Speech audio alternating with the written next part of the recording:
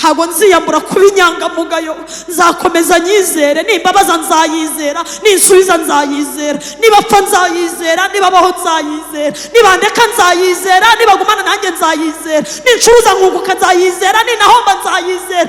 arabye ngo kandi mureke mbabwire ibyiringiro byanjye nzabimanukana. Haleluya. Nzabijyana ku myugariro y'urupfu, nzaryamana nabyo muri serikare yanjye. Ababwira ijambo nkunda cyane, arabye ngo kandi nzi ko umucunguzi wanjye ariho. Nzi ko umucunguzi wanjye ariho. Amaherezo azahagarara ku bicu, nzamureba n'amaso yanjye sayundi. Ahita ababwira ngo kandi ibyo bituma umutima wanjye umarwa n'urukumbuzi. Ndamukumbuye, ndamushaka kumubona. Kandi icyo nkundira Imana kenshi mu gice cya mbere niboneka, no mu cya kabiri ishobora kutaza, ikaza mu minota y'inyongera. hahandi abafana babana nibo bati baradusebeje biranze pe. Bamwe batangira no kwisohokera, njya mbona batangira kwigendera. Wajya kubona ukuntu Imana iraje iti ndaje mwana wa, ndaje sha, igahita itsinda kimwe kikaruta ibindi byose byabereye mwiza. Imana ni nziza, tuyikomera amashyi. Imana ni nziza.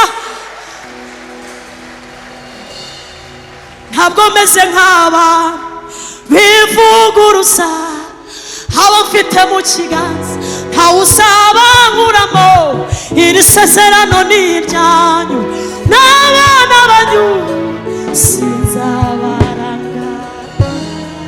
Umuhungu witwa Yosefu yabwiye umubiri uramubwira ngo urimo urambwira ngo mpa. Arawubwira ngo ndakwimye, ndabyanze. Ndabyanze sha, ntabyo nkora.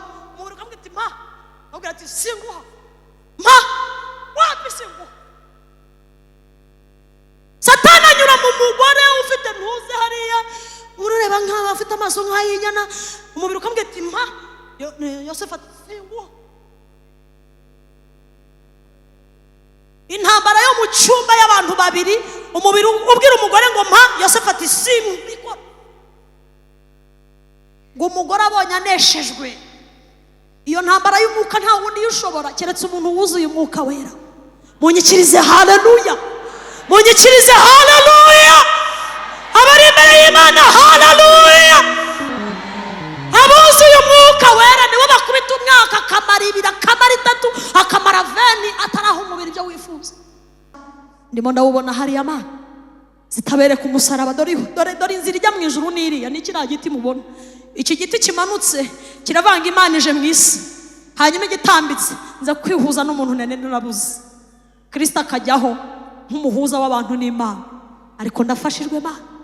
Inzandiko z'indega zari nyinshi, Babuloni yose yamenye izina ryanjye, ariko nyuma yo gupfa kwe amaraso ye yankuyeho urubanza. Ariko nyuma yo gupfa kwe amaraso ye yankuyeho urubanza. Umviriza wa musozi we wibwirire, aho nakuye ibendera ry'urwibutso, nzogaruka nje kukubwira ko yangiriye neza akampa izina rishya. Sinzashingura ikirenge cyanjye muri cyo kidendezi cy'amaraso ye. Amaraso yamenetse yankuyeho urubanza, yarambohoye ndaririmba kuko nzi nababaye.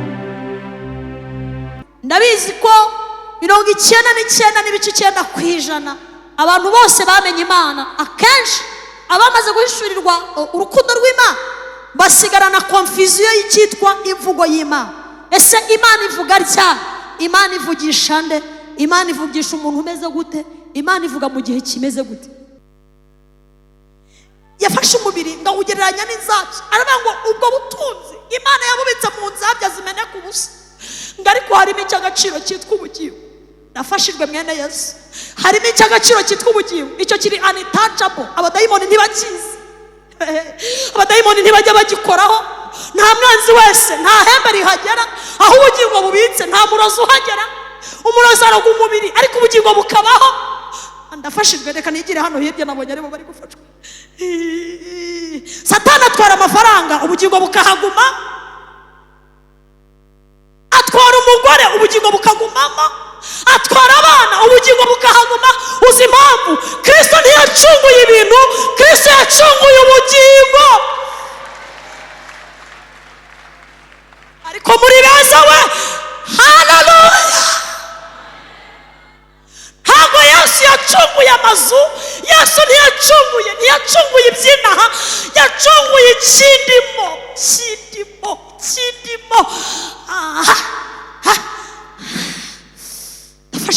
Niyo mpamvu mubona ingumbi ishobora kuririmba, ikaririmbana ibyiringiro, idategereje ibyishimo mu bana, ahubwo itegereje ibyishimo mu bugingo bw'iteka.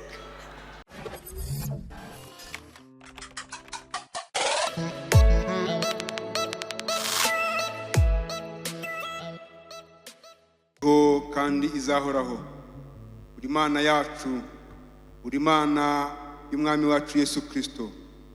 Kera wavuganye n'abatubanjirije mu ijwi ry'abahanuzi, uyu munsi uri kuvugana natwe mu ijambo ryawe.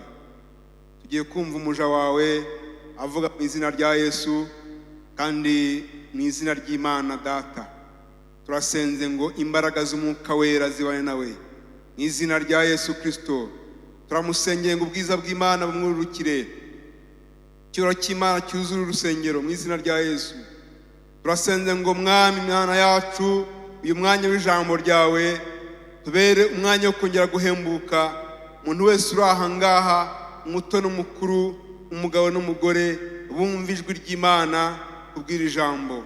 Ngwino ubane natwe kandi urekeye gumane natwe guhera mu itangiriro ry'ijambo kugeza dushoje. Urakoze cyane kujye kubana natwe kandi kujye komeza kudushyigikira, bashyigikira umukozi wawe, ukamusiga amavuta yose mu izina rya Yesu. Amen. Yesu ashimwe. Abari mu nzu y'Imana twese, haleluya. Ndabahobeye mu izina rya Yesu. Kubatazi abambonye bwa mbere, abibagiwe amazina, nitwa Joseline Mukatete, ndi umukobwa. Hari abantu bajya bambwira ngo nabyo njye mbyongeraho, ari ntacyo bitwaye. Hanyuma navuye mu rurembo rw'umujyi wa Kigali, niho naturutse, nsengera cyangwa se nteranira, cyangwa amazina yanjye mu idini yanditse mu itorero rya ADEPR Gatenga. Ariko ndashimira Yesu ko no mu gitabo cy'ubugingo ndimo. Kuba umumambure mwiza w'itorero nkunda ni byiza, ariko igikomeye cyane ni uko mbihamya ko nanditse mu gitabo cy'ubugingo. Rero ndashima Imana muri Kristo Yesu kubw'uyu munsi wa kabiri w'igiterane cya Beteli, muri Beteli Week. Imana itugiriye ubuntu bwinshi busaga kongera gutaramana n'abera. Naherukaga muri Beteli Week ya 2024, nari nirengeje imyaka 2 yose ntaragaruka, ariko ndashimira Yesu wabahagazeho akabana namwe, akabarindana n'icyo yabashyizemo. Nahimbazwe. Rero turashimira Beteli idahwema cyane kugaragaza ibendera ya Kristo muri uyu mujyi, no kubwira abantu ko wizera umwana w'Imana azakizwa, maze Imana ibagirire neza kubw'iki. Iyi korari Imana yiha umugisha mu izina rya Yesu. Ndashimira rero umushumba w'iri torero, umushumba w'iyi paruwase, akaba n'umushumba kandi ururembo. Ndabizi ko bose babizi ko twataramye. Ndabashimira ikaze baduhaye mu rugo. Umuntu umwe mu basaza yigeze yambwira ngo mwana wanjye reka nguhugure nkucyahe cyangwa se ngugire inama. Arambwira ngo nujye uhagarara ku ruhimbi ntukagira ngo abandi ntibashoboye kuvuga. Arambwira ngo dore uko uruhimbi rungana, iyo umuntu aguhaye uruhimbi ahayobora ngo biba bingana n'uko yaguha indyamo ye. Ndavuga kumbe. Ndavuga rero ibi bintu tubihaye agaciro. Rero umushumba w'uru rurembo, umushumba wa paruwase, abakuru b'itorero, abakozi b'Imana mwese bo kuri iri torero, turabashimiye kubwo kuduha ikaze. Imana ibaha umugisha. Turashimira abakristo mwese abumvise inkuru z'iki giterane mukaza gutaramira Yesu. Umuntu wese wicaye hano n'abadukurikiye online bahaye Yesu umwanya. Imana ibaha umugisha mu izina rya Yesu. Ari mvuze ngo Imana ibaha umugisha mu izina rya Yesu. Asante. Umugisha ntawo bawugura, nta duka ricuruza umugisha. Umugisha ni made in heaven. Ni ibintu biva mu ijuru twaherewe ubuntu.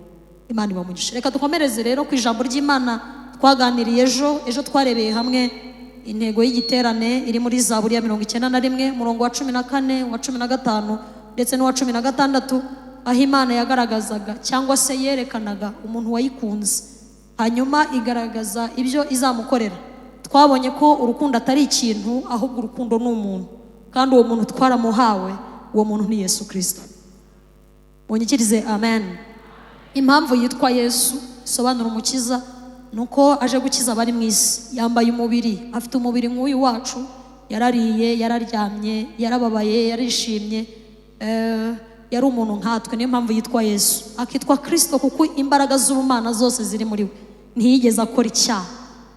Niyo mpamvu yitwa Kristo, ahubwo yasigiwe kubabarira abantu ibyaha. Yitwa Yesu Kristo nk'isano dupfana nawe mu mubiri, ariko akitwa Kristo nk'umuntu utarigeze akora icyaha.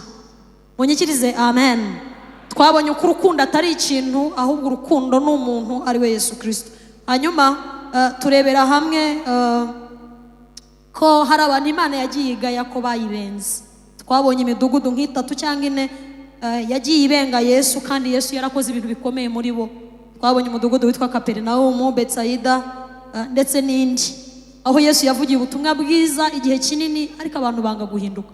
Tubona ko hari igihe abantu babenga Imana kandi nta kimana itakoze ngo ibere ku rukundo. Hanyuma tubona ko gukundwa karamata ni igihe ikintu cyomatanye n'ikindi nta kizadutandukanya. Tubona ko Imana yomatanye natwe rwose muri Kristo Yesu, nta kizadutandukanya n'urukundo rw'Imana. Twese tuvuge ngo amen. Tubona imbogamizi, twaganiriye ku mbogamizi imwe gusa. Imana imfashe kubera ko uyu munsi nawo dufite izindi mbogamizi. Reka turebe B na C, ariko reka tubanze dusome amagambo y'Imana. Turebe mu mbogamizi ya mbere twabonye ejo ituma abantu batakira urukundo ngo barugenderemo.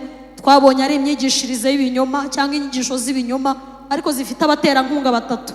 Uwo twabonye wa mbere ejo ni idini.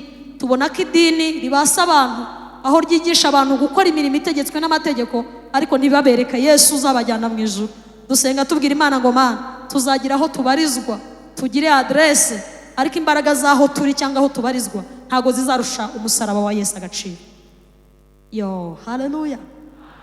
Ntago idini aho tubarizwa, adresse yacu ntishobora kutugira imbata. Turi imbata za Yesu, turi imbata z'umwami, kuko idini ridahari Yesu ariho, kandi abajya mu ijuru bazakomeza bagende. Ariko kandi dufite aho tubarizwa nk'umubiri wa Kristo. Niko Paulo yandikiye Abakorinto, yaravuze ngo muri ingingo nyinshi ziteranirijwe ku mubiri wa Kristo, wo kugira ngo buri rugingo rwose rukoreshwe imirimo y'icyubahiro. Rero niyo mpamvu tugira aho tubarizwa, tugira adresse, ariko kandi nanone Kristo ni umwami wacu, niwe mutwe w'itorero, kandi aratubereye rwose. Ntangiye gufashwa, aratubereye, turamwishimiye, uko atuyoboye turabishimye. Nahimbarizwe muri iri teraniro. Hanyuma umuterankunga wa kabiri turi buze kuganira, ndaje mubabwire, ariko reka tumanze dusome amagambo y'Imana ari buse nashyigikira cyangwa se nka fondasiyo y'iri teraniro ry'umugoroba. Imana imfashe muri Kristo Yesu, ni ukuri pe. Iyi nyigisho nahawe dore nzasoza ejo. Umwuka wera mfashe rwose, nzagenda iyi nyigisho nyirangije, kubera ko numvise umwami Imana y'abantumyeho. Amen. Turabashimira nijoro ko mutadusize mu rusengero, mwihangananye natwe, n'uyu munsi mwihanganane natwe twese. Amen. Kandi aho gutinda mu bitaro cyangwa n'ahandi haba imibabaro, watinda mu nzu y'Imana. Reka dusome rero imirongo ibi dufashe nka fondasiyo y'aya materaniro y'uyu munsi. Dusome igitabo cy'umuhanuzi Ezekiyeli, igitabo cy'umuhanuzi Ezekiyeli igice cya 14. Utaha mujye muzana udukayi n'udukaramu mu masengesho nk'aya, cyangwa mwandike muri telefone, ariko ntimurangare. Fate telefone yawe ujye muri agenda wandikemo utuntu tw'ingenzi utazibagirwa. Reka dusome Ezekiyeli 14 murongo, turahera ku murongo wa 12 tugeze ku murongo wa 20. Ni amagambo menshi ariko ndayasobanura nk'uko nayahawe n'umwuka wera. Ezekiyeli, igitabo cy'umuhanuzi Ezekiyeli igice cya 14, dusome duhere ku murongo wa 12. Turihuta cyane kugira ngo tuze gukoresha igihe cyacu neza. Aravuze ngo maze ijambo ry'Uwiteka rinzaho riti, mwana w'umuntu, igihugu nikinkorera icyaha kigacumura, nanjye nkakiramburaho ukuboko kwanjye, ngakuraho urushingikirizo rw'umutsima, maze nkagiteza inzara, nkagitsembamo abantu n'amatungo, naho cyaba kirimo aba bantu batatu, Nowa, Danyeli na Yobu, gukiranuka kwabo kwakiza ubwabo bugingo gusa, niko Umwami Uwiteka avuga. Iyo nteje igihugu inyamaswa zikacyangiza kigahinduka amatongo, inyamaswa ntizikunde ko hari igicamo, naho cyaba kirimo aba bantu batatu, ndirahiye ko batazagira icyo barokora, ari abahungu cyangwa abakobwa nibo bazarokoka bonyine, ariko iki gihugu cyaba umusaka, niko Umwami Uwiteka avuga. Cyangwa se icyo gihugu giteje inkota, nkavuga nti wankota we, nyura mu gihugu kugira ngo nsembeho abantu n'amatungo, naho cyaba kirimo abo bantu batatu, ndirahiye ko batagira icyo bakora, ari abahungu icyo barokora ari abahungu cyangwa abakobwa, ahubwo bonyine nibo barokoka. Cyangwa se nateza icyorezo muri icyo gihugu, hakibavushirizamo amaraso kubw'umujinya banteye, hagicamo abantu n'amatungo, naho Nowa na Danyeli na Yobu baba bakirimo, ndirahiye ko batagira icyo barokora, ari umuhungu cyangwa umukobwa, gukiranuka kwabo kwakiza ubwabo bugingo gusa, niko Uwiteka avuga. Twese tuvuge ngo amen. Urwandiko rwandikiwe Abaheburayo ni mu Isezerano Rishya, igice cya 11, dusome duhereye ku murongo wa 13. Aya ni amagambo asa naho ari ifatizo ry'iteraniro ry'uyu munsi, kandi ndifuza ko Umwuka Wera ayasobanura nk'uko yashyize ku mutima wanjye, cyangwa biruseho, kuko Umwuka Wera ashobora no kugira ibindi yongeramo. Urwandiko rwandikiwe Abaheburayo, igice cya 11, usome umurongo wa 13. Abaheburayo 11 umurongo wa 13 haravuze ngo, abo bose bapfuye bakizera batarahabwa ibyasezeranijwe, ahubwo babiruraga bari kure cyane bakabyishimira, bakavuga ko ari abashyitsi n'abimukira mu isi. Abavuga batyo baba berekana yuko bashaka gakondo. Iyo baba barakumbuye iyo bavuyemo, baba barabonye uburyo bwo gusubirayo, ariko noneho barashaka gakondo irusha icyo gihugu kuba cyiza, ariyo yo mu ijuru.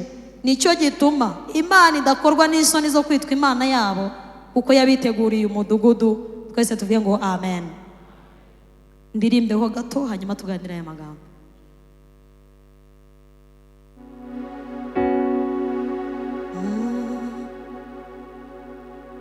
Manukaho gato nk'igice.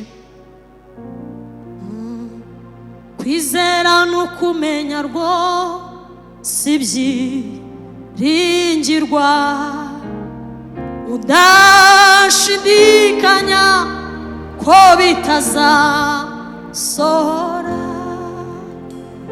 niko kuduhamiriza kw'ibyo tutabona,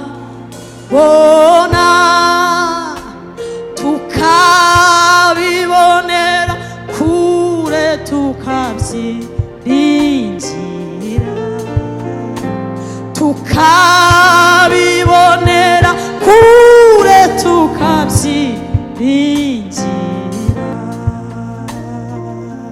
Kwizera n'ukumenya rwose ibyiringirwa, udashidikanya ko bitazasohora, niko kuduhamiriza kw'ibyo tutabona, tukabibonera kure tukabyiringira, tukabibonera kure tukabyiringira. Dufite ibihamya by'ibyo wakoze, bituma duhora tukwiringira. Imyaka irashira indi igataha, ariko Yesu ntujya uhinduka. Haleluya. Dufite ibihamya by'ibyo wakoze, bituma duhora tukwiringira.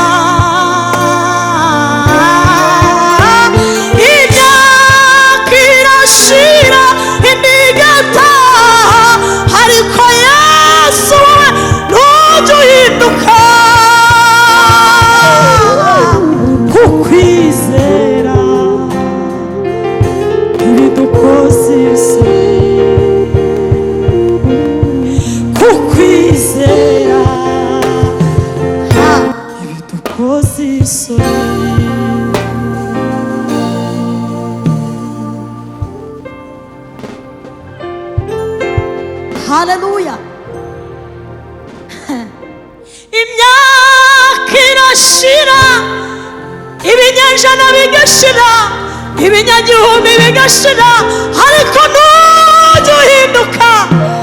Haleluya. Mana we, ndanezerewe n'ukuri. Imana ihabwa icyubahiro. Uwo nguwo udahinduka niwe twicaye imbere. Urebye ukuntu Musa nawe ari hano live, ari hano muri iri teraniro, yabagirira imbabazi akabagirira neza, ariko n'ubundi arahari, arazibagiriye mu izina rya Yesu. Hano harimo abantu bafite amadiploma akomeye, bafite amashopu akomeye, harimo abagabo biyubashye. Yesu ni umugabo mugenzi wanyu, ntabwo yabapfusha ubusa. Wapi? Ni imfura. Uri umugira neza, mwami ntujya uhinduka. Hari abatakuzi ariko twe turakuzi. Hari abatakubona ariko twe turakubona. Hari abatakumva ariko twe turakumva. Mana we, reka tuganire amagambo y'Imana. Umuterankunga wa kabiri urwanya urukundo rw'Imana, utuma abantu batabona icyo Yesu yakoze, ni umwuka wa Antikristo. Yohana yandika mu rwandiko yaravuze ngo Antikristo ni indi. Yaragaragaje ibiranga Antikristo.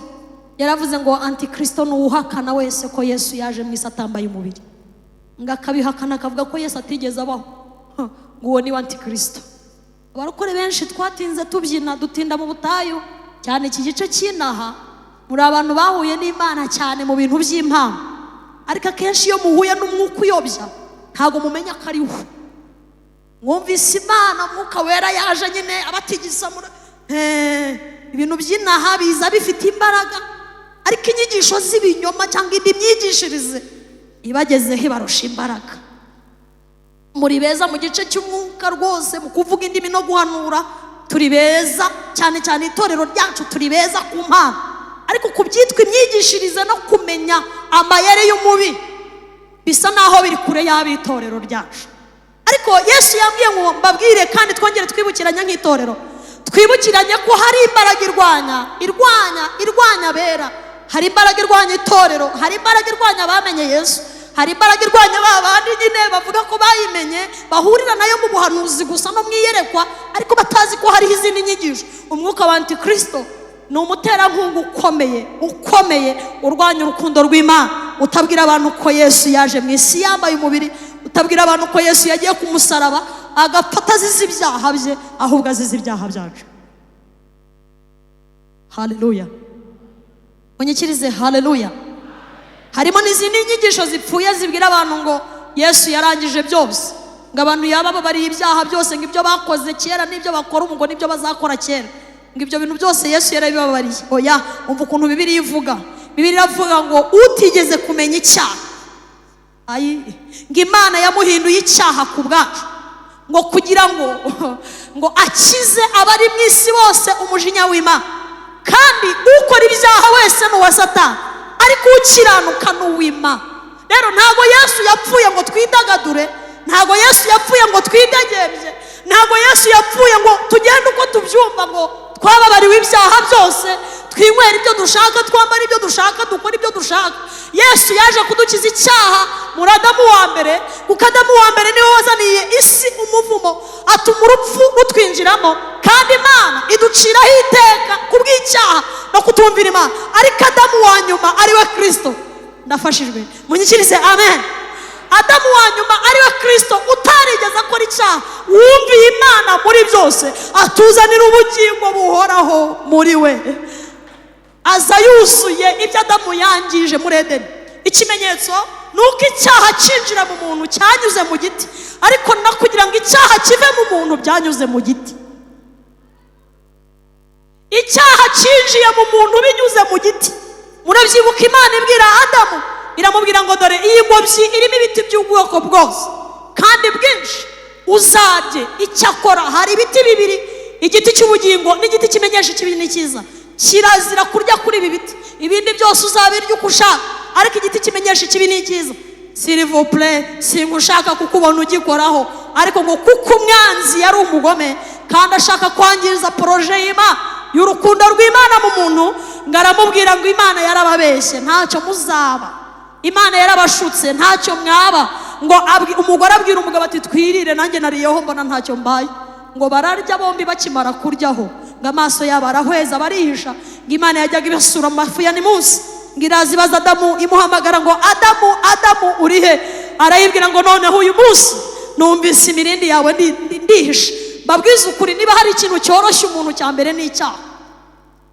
Ubundi hari ibintu bitatu cyangwa bine umwuka wera yamishuriye byoroshye umuntu akaba umuntu woroshye niyo yaba afite diploma yo muri Harvard. Ikintu cya mbere cyoroshye umuntu ni icyaha ngo gikoza abami isoni. Icyaha gifata umuntu wize uzi icyongereza n'imibare myinshi, icyaha kikamumanura akarara mu maboko ataraye. Icyaha kirakwandagaza, wari umugabo wiyubashye kikakwandagaza, karitsiye yose ikakumenya. Icyaha, Imana ibarinde imbaraga z'icyaha. Icyaha cyandagaza umukobwa yari afite bya bintu mbona basigaye bira, kikamwandagaza.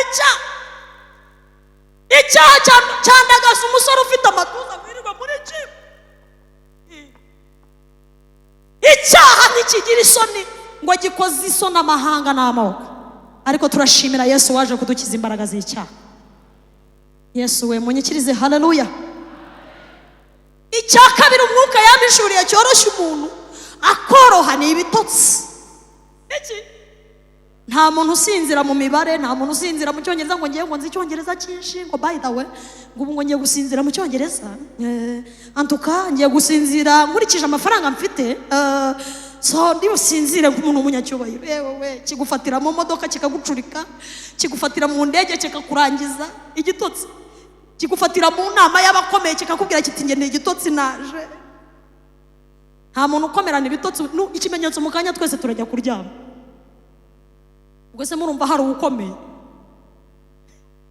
Ibitotsi nta ukomeye.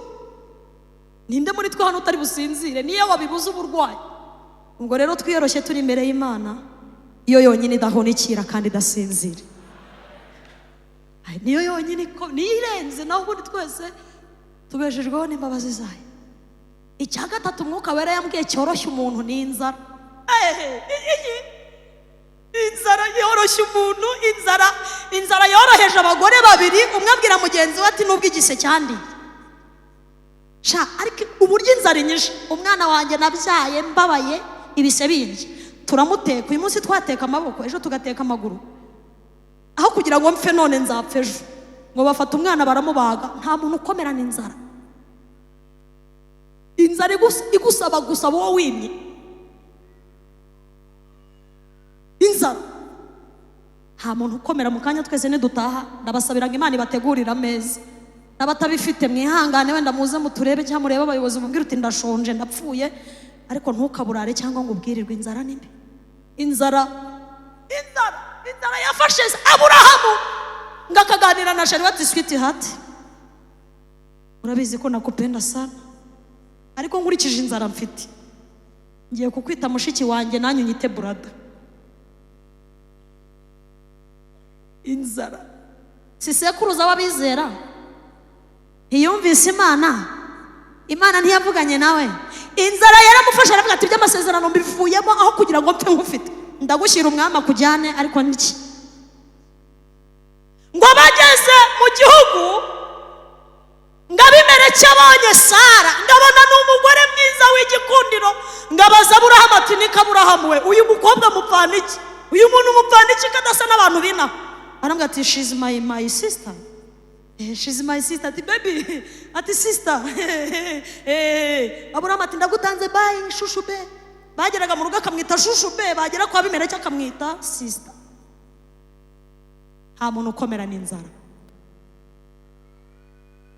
Iyo mpamvu mbinginga, Dawidi yabonye ibiryo, we yaramaze imyaka mu ishyamba adahura n'ibiryo.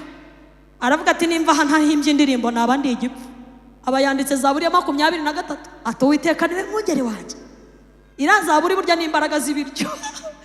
Aryamisha mu cyanya cy'ubwatsi bubisi, ajyana iruhande rw'amazi adasuma, asubiza intege mu bugingo bwanjye. Ageze ku ipura iriho inyama z'inkoko, aravuga ati Uwiteka we ujya untegurira ameza mu maso y'abanzi banjye kandi igikombe cyanjye ucyuzujemo ji.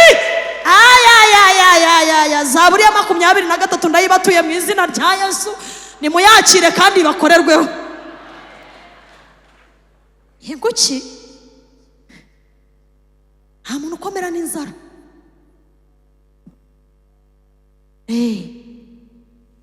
Inzara ni mbi. Hanyuma rero tukaruke muri rya jambo turiho. Umwuka wa Antikristo arakomeye cyane, aranagoye, kuko yereka abantu ko Yesu atigeze apfa, ntiyigeze azuka. Ubwo utemera ko Yesu yapfuye ntiyemere ko yanazutse, urumva yemera ko Yesu azagaruka se gutwara itorero? Hari abizera ko bazaba mu yindi si ntazi yariyo, batazi ko Yesu yagiye mu ijuru kudutegurira. Nimuhagarike imitima yanyu, mwizere Imana na Yesu mumwizere. Mu rugo rwa data hari amazu menshi, kandi ahari niho natwe tuzaba. Munyikirize amen. Rero mwirinde inyigisho z'ibinyoma zibayobya, zitabereka umusaraba. Ndimo ndawubona hari Imana, zitabereka umusaraba. Dore inzira ijya mu ijuru n'iriya, ni kiriya giti mubona. Iki giti kimanutse kiravanga Imana ije mu isi, hanyuma igitambitse nza kwihuza n'umuntu nene narabuze. Kristo akajyaho nk'umuhuza w'abantu n'Imana, ariko ndafashijwe Imana.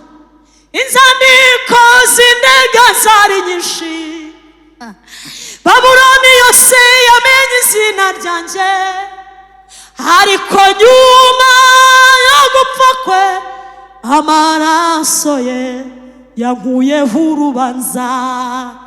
Ariko nyuma yo gupfa kwe amaraso ye yankuyeho urubanza. Umviriza wa musozi we wibwirire, aho nakuye ibendera ry'urwibutso, nzogaruka nje kukubwira ko yangiriye neza akampa izina rishya. Sinzashingura ikirenge cyanjye muri cyo kidendezi cy'amaraso ye. Amaraso yamenetse yankuyeho urubanza, yarambohoye ndaririmba kuko nzi nababaye. Ziratu umusaraba kugeza ubwonza bonyuruvukiro hakurya. Uyu munsi ugenda uvuga ngo Mana, hari imbaraga y'umwuka wa Antikristo yambuzaga kumenya urukundo rwawe, ariko menye ko hari umwami wanyitangiye ku musaraba. Yaje yambaye umubiri nk'uwo nambaye, afata azira ibyaha by'ahubwo azira ibyaha byanjye. Urukundo rwe nirunsanganire kandi rumpobere. Imana ihabwa icyubahiro, kuko yankunze akaramata, nicyo nzamukiriza, nzamushyira hejuru kuko yamenye izina ryanjye. Hanyuma umuterankunga wa gatatu utuma abantu b'Imana batabona urukundo rw'Imana ni umuhanuzi w'ibinyoma, cyangwa se abahanuzi b'ibinyoma. Umwuka wihishe inyuma y'abahanuzi b'ibinyoma. Ndabizi ko 99.9% abantu bose bamenye Imana, akenshi abamaze guhishurirwa urukundo rw'Imana basigarana confusion y'icyitwa imvugo y'Imana. Ese Imana ivuga ryari? Imana ivugisha nde? Imana ivugisha umuntu umeze gute? Imana ivuga mu gihe kimeze gute? Ese kuvuga ko Imana bigenda bite? Ni iki kiba hagati y'uko Imana ivuga n'uko isohoza? Ndabizi ko abantu benshi mujya mugira izo mpungenge, mukibaza ngo mbese Imana niwe yavuze cyangwa n'abantu bavuze. Rero Yesu yambwiye ngo tumubwire ngo tumusabe atwigishe kumenya guhitamo ijwi ry'Imana. Munyikirize amen. Tumenye guhitamo ijwi ry'Imana, tumenye ngo iyi ni Imana ivuze, kuko bimwe mu bitwikirizo bituma mutabona urukundo rw'Imana ni abahanuzi b'ibinyoma babahanuriye ibintu ntibyasohora, mubitse amasezerano y'ibihuri atazavamo imishwi rwose. Ariko Yesu yambwiye ngo dore isezerano rikomeye ni ubugingo buhoraho. Iryo ryo ntawe uzariguhanurira, twararihawe kandi rizasohora, ryaranasohoye. Hasigaye ko Yesu avuze impanda itorero tukazamuka. ntawe uzaguhanurira ubugingo, humura kubwo kumwizera wamaze kubuhabwa. Munyikirize amen. Abahanuzi b'ibinyoma rero bafite imbaraga cyane kuko berekana Imana nk'Imana ikundisha abantu ibintu byo mu isi gusa. Imana ibarinda ubwoba bw'ubuzima, ariko ntibabereke ko no mu bwoba Imana yabarindiramo. Kandi rwose abarokore muzi tuzi kwihagararaho, turirimba indirimbo z'ihumura, ariko ihumura ritaba iwacu. Uzi wabonye umurokore uri kuririmba indirimbo z'ihumure ukavuga ati rwose uyu muntu yageze yajya, ariko iyo avuye aha ku ruhimbi cyangwa iyo avuye mu iteraniro ataha ibyiringiro byamushiranye. Imana ndayinginga kugira ngo ihumure amaso y'imitima yacu, twongere duhishurirwe urukundo rw'Imana idashingiye ku byo duhanurirwa, idashingiye ku byo Imana ivuga n'ubwo ivuga, ariko twizere nyir'ururembo azatugeza aya mahoro. Abari imbere y'Imana amen. Hanyuma rero ingingo ya mbere nk'umwanzi w'urukundo rw'Imana yari iyi, irimo utuntu dutatu, ubwo n'umwuka w'idini, umwuka wa Antikristo n'umwuka w'abahanuzi b'ibinyoma. Ntago ndi butanga amareferanse bibilike, iki kintu ndashaka kukivaho kugira ngo dukomeze inyigisho yacu. Na puwe ya kabiri cyangwa se ikintu cya kabiri cyahindutse inyegamo cyangwa se cyahindutse igitwikirizo cy'urukundo rw'Imana. Twasomye amagambo, abo tukiri kumwe amen. Twasomye amagambo, Imana irimo iravuga imitima y'abagabo batatu babanye nayo mu isi. Bari abagabo nkamwe, bari bambaye umubiri nkamwe. Imana irabakumbura kandi batagihari. Mbabwiza ukuri, niba hari ikintu gishobora kubaho mu isi kigatera impungenge, ni ukubona Imana yabura abantu bayihagararira. Ariko mwagize neza kuza, mwaje kuyibwira ngo Mana, itara ryawe ntirirazima, turacyariho, turahumeka. Iwe nari ngiye kuvuga ngo twikomera amashyi kuko tukiriho, ariko ni mu byihoreye turayakoma mu mutima. Haleluya! Niba hari ikintu gishobora kubaho, ni igihe Imana ishobora kugira irungu igakumbura Nowa. Nowa ni nde? Nowa ni umugabo wabaye mu isi y'ibyaha, ahantu abantu bakorera ibyaha batihisha. Ibyaha barabikora, bararyoshya abantu mu gihe cya Nowa. Ngo abantu bakoze ibyaha ngo kugeza ubwo abana b'abantu ngo barebaga abana b'Imana ngo bakifuza kuryamana nabo, kandi baranabikora. Isi ngo yagize ibyaha, igice cya 6 umurongo wa mbere mu Itangiriro, ngo kugeza ubwo Imana yicujije icyatumye irema umuntu. Ariko ngibonamo umugabo umwe. Haleluya! Ibonamo umugore umwe, ibonamo umukobwa umwe, ibonamo umusore umwe. Iramubwira ngo Nowa, ndakwizeye, ariko sinkwizeye kubw'ikindi, nuko udakora ibyo abandi bakora. Nta kindi. Muririmbyi yaravuze ngo ubuntu bw'Imana butangaje. Nafashijwe. Ubuntu bw'Imana butangaje ngo nibwo bwankuyeho imigozi, ngo byavuye ku kizi. Ni amafaranga banciye, ni agasura keza, ni imiryango ikomeye. Ese ni iki cyabanciye? Aravuga ngo nta kindi banciye, ngo ni ubuntu bw'Imana gusa. Nowa yakunzwe n'Imana urukundo rukomeye, ariko ruvuye mu buntu bw'Imana. Imana imfasha muri uyu mugoroba, ubuntu bw'Imana butaha iwanyu, bitume imitima yanyu Imana inezererwa kubwo guhitamo kuyizera. Ndafashijwe Joseline.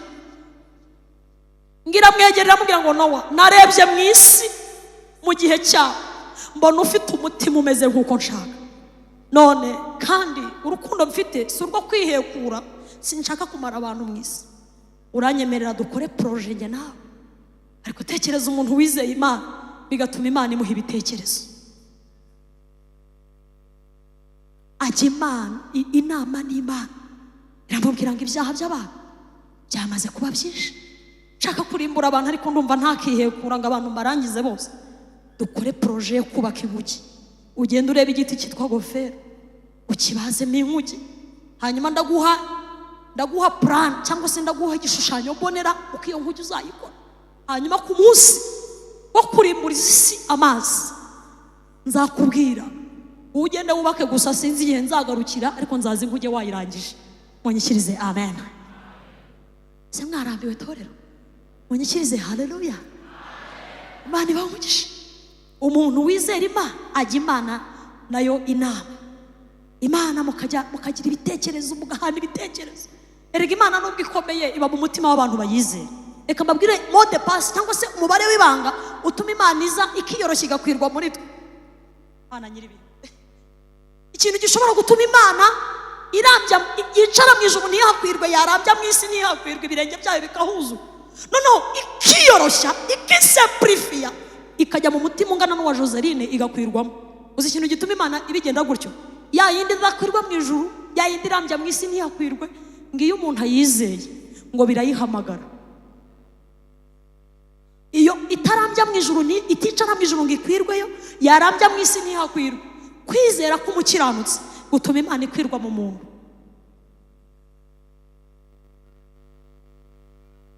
Haleluya, haleluya, haleluya. Iramubwira ngo ugende ubaze inkuki. Shaka kugenda buhoro kugira ngo nze gusobanura neza iri jambo uko narihawe ndumva rifite imbaraga. Arabaza umwaka wa mbere Imana ntiyaza, uwa kabiri ntiyaza, imyaka 20 shwe nta no kuze kumubwira iti courage, iricecekero, iravuga iti Nowa ndamwizeye azayubaka tu. Akubaka abantu bakaza bagashyiraho inkunga bakigendera, ushyizeho veni, ushyizeho senkani, ushyizeho miliyoni, akavuga ati Nowa ndabona iyo Mana bavuganye nayo itakije ndigendeye. Imyaka 50 60 wapi, 100 irarenga, Nowa yubaka inkuge abwira abantu ati kandi yavuganye nanjye niyo kwizerwa imvura izagwa, mubone kuza mukubaka. Akavuga ati wagisaza weca, iyo Mana yawe Imana imyaka 70 itaraza, hapi ugenda gumana nayo nguhaye miliyoni, genda ukomeze wubake, ibyo birakureba. Nowa ngo yubakira Imana imyaka igera ku 120, ngo Imana ibonye umutima w'umugabo yizera ngiragaruka.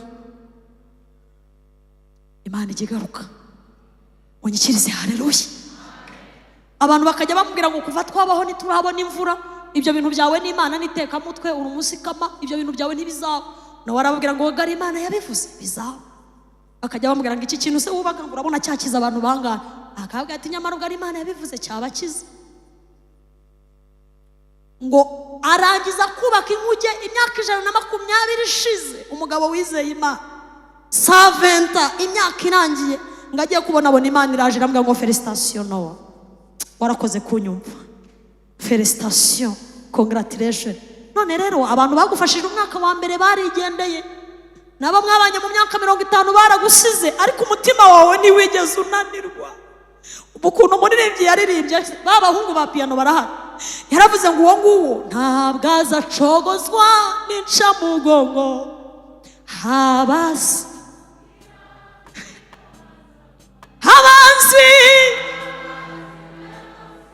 ntibamugarura ijya mu ijuru. Imana iramubwira ngo warakoze kwihangana, abandi barabavuze babivamo, abandi abagabo barabavuze baragenda, abandi abagore barababenze barigendera, ariko wowe wagumanye nanjye. Ntiwigeze undeka, nanjye kubw'ibyo sinzigera nkureka ngo wandagare. Oya, sinzakureka ngusabe, sinzakureka.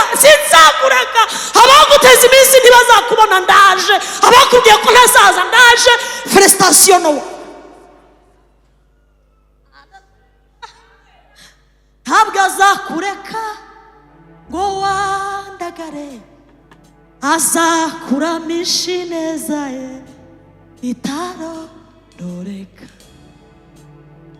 Azakureka ngo wandagare, azakuramisha ineza ye itarondoreka. Imana ibwira Nowa iramubwira ngo kubera ko nkunda abantu, babandi bakuvuze, babandi baguciye intege, nabo sinifuza ko barimbuka. Genda ubahamagare baze ubabwire ngo Imana itanze promotion. Imana ikunda na babandi bakuroga, iyo mpamvu usenga ntibapfe. Birava ngo Imana yihangana idashaka ko hari n'umurimbuka, ngo ishaka ko abantu bose bakizwa bakamenya ukuri. Imana itanga na babandi bakwiciye, Imana ikunda na babandi bakwangirije, Imana ikunda na babandi bakwambuye, Imana ikunda na babandi bakuvuze, Imana ikunda na wa mugabo wakwanze, Imana ikunda na wa mugore ugusuzugura. Ni Imana yihangana ngo idashaka ko hari n'umurimbuka, kandi natwe si turi beza, ni ubuntu bw'Imana itugirira. yihanganira bose ngo hatagira n'umwe urimbuka. Vana urubanza ku bantu, nawe Imana irakwihanganira. Nawe nturi mwiza, ni Imana itwihanganira twese. Jya muri ya mabanga yawe yo mu gikari. Hari ibintu uzi umugore wawe atazi, hari ibintu uzi umugabo wawe atazi, wamuhishe ibyo mu bukumi, ibyo mu busore bwawe, ibyo mu bwana bwawe, hari ibyo wahishe, ariko ibyo byose Imana yarabyihanganiye. Imana yakugiriye ibanga. Rero twese Imana idukunda urukundo rukomeye. Ndafashijwe mwene Yesu. Abari imbere y'Imana, haleluya. Aba yihanganiye munyikirize, haleluya. Yabagiriye ibanga, Imana yatugiriye ibanga. Imana yakugiriye ibanga. Hari ukuntu umuntu yikoma mu gituza akavuga ngo njyewe ndabishoboye, njyewe ndabibasha, mutanamfite mwapfa. Umuntu akikoma mu gituza akumva ni byose, ariko nuko Imana yakugiriye ibanga. Imana ishyize filime y'ubuzima bwawe hariya hano twese. Ntawaguma muri uru rusengero umuntu yagera akavuga ati uriya ni ntuze n'ukuntu ari. Imana ishimwe yatugiriye ibanga. Ni ukuri ntawaguma hano. Bakinnye filime yawe y'ubuzima bakayikinana n'abana n'umugore, Imana ikavuga iti ngwino hano mugabo nyir'urugo, ngwino twicare hanga turebe filime yawe. Wahita uyibwira uti Imana ndaguhaye mfite yose, ariko rwose umbabarire utanteza abantu. Ndababeshyeze ibyabereye hano hepfo mu baturanyi turashimira Yesu watugiriye ibanga. Ntazakureka ngo wagagare, azakura itaro. Nowa ngaragenda arahamagara ati poromosiyo, poromosiyo, yankuge nubatse museka yuzuye. Imana irambwira ngo namwe irabihanganiye, nimuze mwinjire ntacyo bitwaye. Baramubwira ngo wagisaza we, ntabwo iriya nzu yadukiza pe, ngo banga kwinjira, ngo ijuru risa n'iritobotse, ngo Imana imukingira urugi, ngo Imana imurokorana n'abantu 8 nibo barokotse muri iyo nkugi. Abicaye muri Kristo nibo bonyine bazarokoka, kuko Imana ntiyitaye ku bwinshi bw'abayumvise, Imana yitaye ku bwinshi bw'abayizeye. Ntabwo ibintu byayo biva ku isoko ngo igire impungenge ngo ubuse ngo abantu ngo base bikamembe ngo nibanga kunyumva ngo ubirishe ngo rizabamo ndera, niyo yaba umwe yayimara irungu. Gusa ngo bari abagore ngo bikamembe ngo basigaye ngo bitukuza ngo burese ngo nibadakizwa ngo nzabigira ntera. Imana yakugirira impungenge wowe se kandi ifite ba Esiteri. Nk'igihindukira ikareba umugore wanze amafaranga y'umwami, kavuga iti sha wa mugore we nawe uri intwari. Kavuga iti abandi bagore bose nubwo batanyizera uzamara irungu. Igihindukira ikareba intwari ikavuga ngo mwantwari mwebwe nubwo abandi bose batanyizera, byerekana ko Yesu ataruhiye ubusa. Reka uyu munsi tugire icyifuzo gikomeye, tubwire Yesu ngo turashaka kuba ibyishimo by'Imana kuko twababariwe. Ana we, haleluya. Munyikirize, haleluya. Duhinduke ibyishimo by'Imana. Ubundi Kristo ni anestesi y'umujinya w'Imana. Anestesi ni ikinya. Ngo Imana yihindukiye ikareba Yesu, aya ntabwo uriya mugabo namwica. Ikinya kigahita kiyifata urukundo ngo rukayica. Ariko mbivuze nk'umuntu bivuze nk'umuntu kavuga iti se murimbure. Yesu akavuga ati sigaho wenda ejo bizahinduka, ngo umujinya w'Imana ugahita ushira. Kristo niwe anestesi, niwe utuma umujinya w'Imana umanuka ukajya ku gipimo cyo hasi. Ngihindukiye ikareba umusaraba iravuga ngo nukuri mwana wanjye sinde bwihekure, nawe ndamutegereza. Ndamutegereza ndebe ko yareka guca inyuma umugabo, ndamutegereza ndebe. Ariko ubundi Yesu atariwe, ayiwe vuga ngo ayiwe Yesu atahari, yahita gukura amenyo, ejo igakuramo ijisho, ejo igakuramo urwara, ejo igakuramo ino. Turashimira Yesu, twamukomera amashyi bigakunda. Haleluya. Turashimira Yesu muri iri teraniro. Haleluya, haleluya, haleluya. Nowa Imana ngo yaramukumbuye.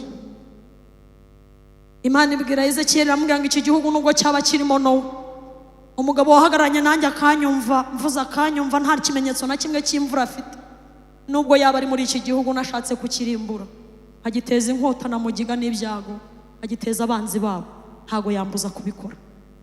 Ngo yakiza ubwe bugingo wenyine gusa.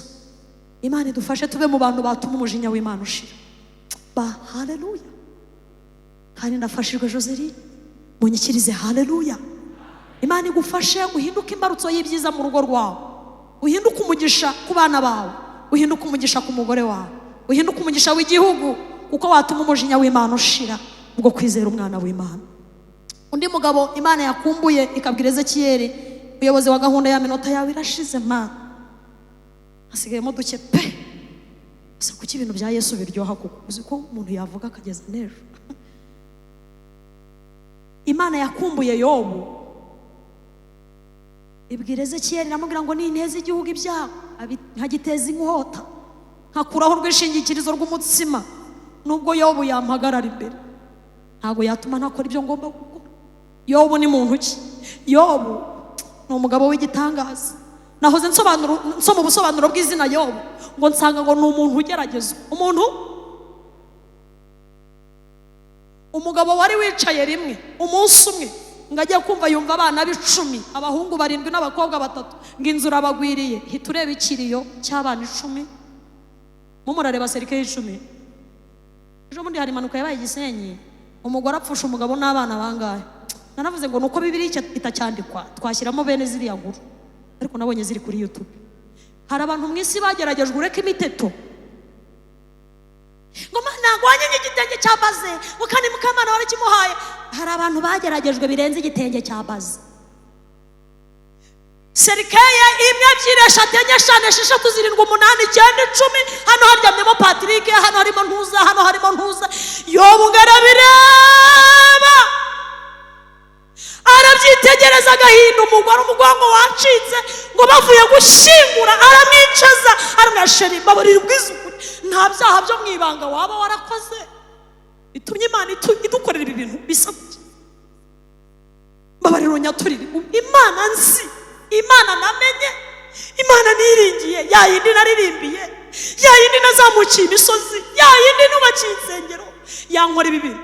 Oya banza unyaturire pe, kuko abana banjye barambabaje. Ngo Yobu aramwicaza aramubwira ati madame nkurahiye Uwiteka Imana nkorera, ubugingo bwanjye ni buzima, Imana niyo inkozi, ndabizi niyo yabampaye irabisubije, ariko yihorere, ndabizi izangarukaho, imfitiye imbabazi nyinshi. Yobu bisobanura ugeragezwa, ibigeragezo bisimburana. Undi munsi ngo yumva amafaranga ya kuri banki, konte zose bazigize broke. Umunsi wundi ngo yumva amatungo ye abakarudaya barayajyanye, arashoberwa. Kumbe umwanzi ngo yagiye kumusaba, abwira Imana ngo Yobu akiranuka mu nzira ze zose. Iyo agiye kurangura mu mahanga ntakora ibyaha, iyo ari mu isoko ntakora ibyaha, ibipimo by'imyinzani ye birareshya. Yobu ni umukiranutsi muri byose. Yobu nta nzangano agira, Yobu nta matika agira, Yobu nta bantu agambanira. Yobu yarantangaje, ndamugusabye gusa mumpereze nkwereke katari bukuyakana kamureka. Imana iramubwira ngo nkurikije ukuntu Yobu anyizera, ntanyizera kuko yabyaye, ntanyizera kuko afite izimukamirwa, ntanyizera kuko amafaranga yuzuye kuri konti, anyizera kuko azi yajya. Pawulo yaravuze ngo ntimugahange amaso ku biri mu isi, ngo ahubwo mujye mureba ibiri mu ijuru aho umukiza ari. Ariko ndafashijwe Joseline, mbega uyu mugoroba mwiza we. Satani ngaramugerageza arababara, ngabonye Yobu atananiwe, ngasubira imbere y'Imana arayibwira ngo Yobu ndabizi ko hari ikintu kimwe asigaranye cy'agaciro cyitwa umubiri we. Namwiciye abana ntacyo yabaye, konti nazigize broke ntacyo yabaye, yarakomeje araterana ajya muri Beteli wiki.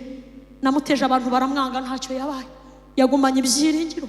Namuteje umugabo akajya mukubita ariko agumana ibyiringiro. Namuteje umugore aramuzengereza ariko agumana ibyiringiro. Namuteje ibihombo, ibyo ntibyatumye atakuva, yagumanye nawe. None icyo afite gisigaye kimwe cy'urukumbi gikomeye ni umubiri we, uwo mpe nawe. Imana iramubwira ngo Yobu, nani Satani we, ngo uhaye umubiri wa Yobu, ariko hari ikiwurimo cyitwa ubugingo. Hari ikiwurimo cyitwa ubugingo. Ukuntu Pawulo yandikiye Abakorinto, ndabona mundeba neza nk'abashaka kubyumva. Haleluya. Pawulo yabwiye Abakorinto, arababwira ngo uyu muntu wacu w'inyuma ngarasaza rwose, ngo ariko umuntu wacu w'imbere yafashe umubiri ngo awugereranya n'inzabya. Aravuga ngo ubwo butunzi Imana yabubitse mu nzabya zimeneka ubusa, ngo ariko harimo icy'agaciro cyitwa ubugingo. Nafashijwe mwene Yesu, harimo icy'agaciro cyitwa ubugingo. Icyo kiri untouchable, abadayimoni ntibakizi. Abadayimoni ntibajya bagikoraho. Nta mwanzi wese, nta hembe rihagera. Aho ubugingo bubitse nta murozi uhagera. Umurozi araga umubiri ariko ubugingo bukabaho. Ndafashijwe, reka nigire hano hirya, nabonye aribo bari gufashwa. Satani atwara amafaranga, ubugingo bukahaguma. Atwara umugore, ubugingo bukagumamo.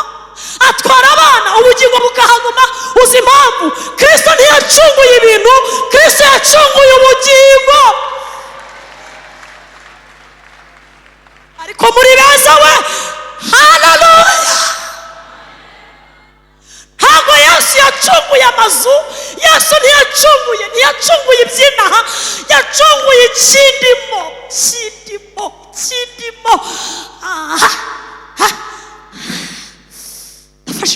Niyo mpamvu mubona ingumbi ishobora kuririmba, ikaririmba n'ibyiringiro, idategereje ibyishimo mu bana, ahubwo itegereje ibyishimo mu bugingo bw'iteka.